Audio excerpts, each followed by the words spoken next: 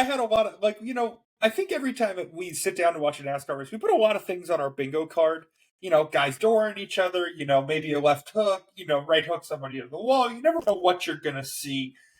But I simply did have the padding from inside the car catching fire and basically making it look like Snoop Dogg was riding shotgun with Ryan Preece around Dover today. It was just a very, very weird image.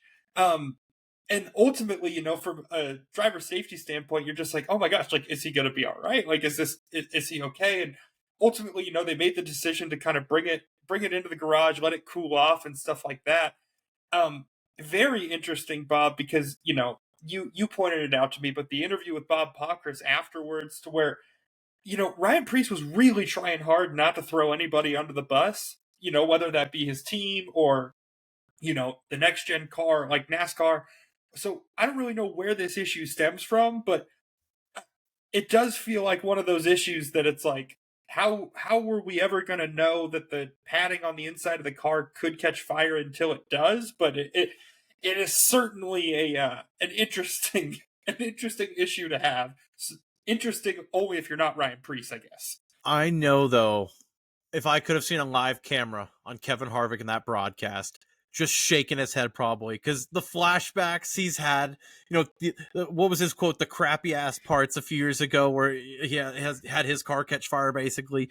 Yeah, for Ryan Preece, he wanted to say something, but basically was just like, I'm going to be good. I'm not going to throw anyone under the bus. I'm frustrated.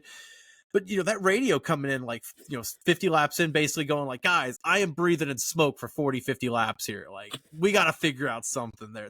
I mean, I would hope at least, like, maybe, like, Bic lighters or someone will sponsor the car next to at least give them a little bit of help there. I mean, as a Californian, you breathe in smoke and smog every day.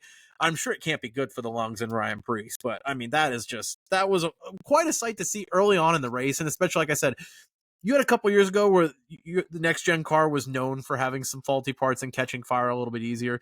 This hasn't happened in a little bit. So for Ryan Preece to be that guy, God bless that man. He's just finding ways to test this car every way possible. Yeah, I mean, the car, that image is just insane. I haven't seen somebody get smoked out that badly since Laramie Tunzel on draft night. I mean, it was a wild image in that car.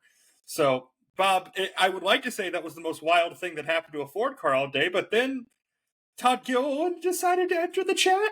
Early on in the race, Todd Gilliland entered the chat. He had the self-spin there, and, we mentioned a couple of seconds ago where the next-gen car had the issues catching fire and all that. We haven't seen that in a while. Well, early on in the next-gen, and this happened a lot of times in practice and qualifying, they'd had that self-spin where they wouldn't wreck the car, but it would flat spot. The car would get stuck.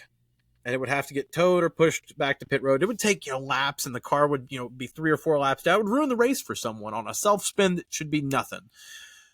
Oh, man, it felt like I was in the Twilight Zone today, because you had Todd Gilliland spin, and not only did he get stuck, but he got it to where Dover's backstretch I don't know if you saw the angle on the Fox replay. The backstretch is angled a little bit slightly, and then it hits the apron, and it's flat. And Todd Gilliland's car got stuck on that little incline. So his wheels were flat and he was stuck, like, off the ground. And they had to, like, wrap the car with the tow truck and lift it up.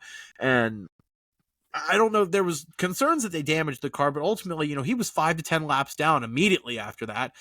Rolled around, I think, most of the race 10 laps down through no fault of his own. And this is a guy who has shown a great amount of speed and improvement this year. Just a struggle to have early on in the race. But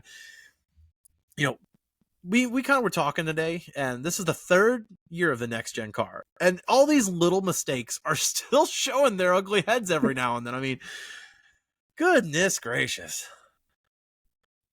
Yeah, I think it's funny because you kind of, if you're NASCAR and you're speccing a lot of these parts and you have the next-gen car and you're really trying to make it such that, the single source and that everybody's kind of the same, you kind of have to allow for margin of error like this, to where there is going to be that 5% that you just can't account for. The little things that, like the padding catching fire and things like that, to where it's like, until these types of issues happen, you're never going to think about it to even, have some sort of fix for it. So ultimately, I give them a little bit more of a pass on the padding catching fire than I do with the the issues getting cars off of the incline and stuff, because you've known for as long as this car's existed that if it gets on the wrong incline, you're not going to be able to get it out, get it off of wherever you need to without really doing damage to the splitter, which if you damage the splitter on the bottom part of this car, it's been made very apparent that that is just going to ruin your day. You're not going to be able to kind of create that downforce that you need to really stay competitive. But, uh, we're going to try and stay positive. We've been a little negative as of late, but we're going to stay positive. We're going to stay up, and we're going to say, you know what? It is almost weirder for NASCAR to have both of these issues on the same exact day, such that I don't think we will see issues like this, moving forward into the year. But go ahead and clip this because I'm sure I am going to be very wrong about this.